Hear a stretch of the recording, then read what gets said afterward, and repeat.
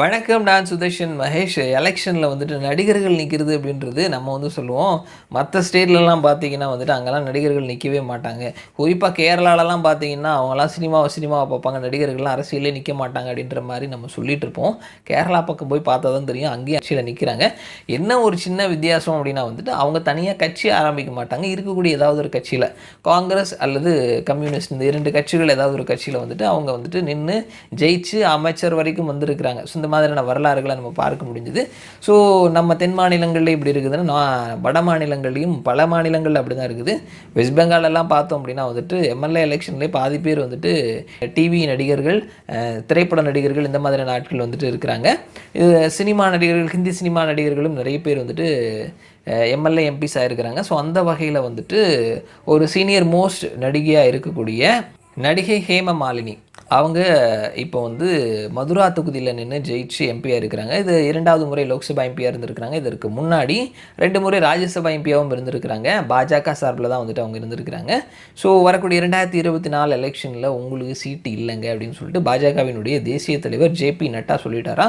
So உங்களுக்கு வயதும் கூட வந்துட்டு 75 ஆகுது. ஸோ அதனால் வந்துட்டு நீங்கள் ரொம்ப சீனியர் ஆகிட்டீங்க. அதனால் இளைய தலைமுறையினருக்கு வழி விட்டுட்டு இந்த முறை உங்களுக்கு சீட்டு கிடையாது அப்படின்ற மாதிரி சொல்லியிருக்கிறாங்களாம். ஸோ இந்த நேரத்தில் பாஜக சார்பில் யார் யாரெல்லாம் போட்டிடுவாங்க அப்படின்ற மாதிரி பார்க்கும்போது டாப் மோஸ்ட் லிஸ்ட்டில் கங்கனா ரணாவத், அக்ஷய்குமார், மாதுரி தீக்ஷித், ராணி முகர்ஜி, இந்த மாதிரியான பெயர்கள் எல்லாமே வந்துட்டு பாஜக சார்பில் வரக்கூடிய எலெக்ஷனில் வந்துட்டு போட்டிடுறதுக்கான வாய்ப்புகள் இருக்குது அப்படின்னு சொல்லி வந்துட்டு பார்க்கப்படுது. நடிகர் நடிகைகள் பட்டாளங்களையும் வந்துட்டு பாரதிய ஜனதா கட்சி 2024 எலெக்ஷனுக்கு வந்துட்டு பிளான் பண்ணி வச்சுருக்கிறாங்க. ஸோ நட்சத்திர அந்தஸ்து, நட்சத்திர தொகுதி, நட்சத்திரங்களை நிறுத்தும் பொழுது அதற்கான ஒரு மைலேஜ் அப்படின்றது இருக்கும். ஸோ எந்த ஒரு வகையிலையுமே வந்துட்டு எந்த ஒரு சான்ஸையும் விடக்கூடாது அப்படின்றதுல பாரதிய ஜனதா கட்சி ஸ்ட்ராங்காக இருக்கிறாங்க.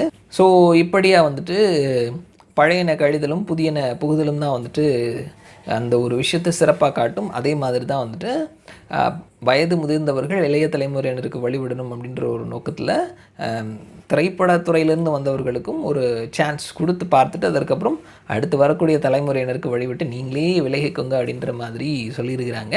ஸோ அவங்களும் ஓகே தான் சொல்லுவாங்க. ஸோ அடுத்து வரக்கூடிய எலெக்ஷனில் பாரதிய ஜனதா கட்சி சார்பில் நடிகர் நடிகைகள் பட்டாளங்களையும் நம்ம பெரிய அளவில் எதிர்பார்க்கலாம் அப்படின்ற மாதிரி சொல்லியிருக்கிறாங்க. மகாராஷ்டிராலையும் சில நடிகர் நடிகைகளை இறக்குறதுக்கான முயற்சிகள் நடந்து வந்துட்டு இருக்குது அப்படின்றதையும் நம்ம பார்க்க முடியுது. ஸோ பார்க்கலாம் என்ன நடக்குது அப்படின்னு சொல்லிட்டு மறுபடியும் நான் அவங்களே இன்னொரு வீடியோவில் சந்திக்கிறேன். அது வரைக்கும் நன்றி.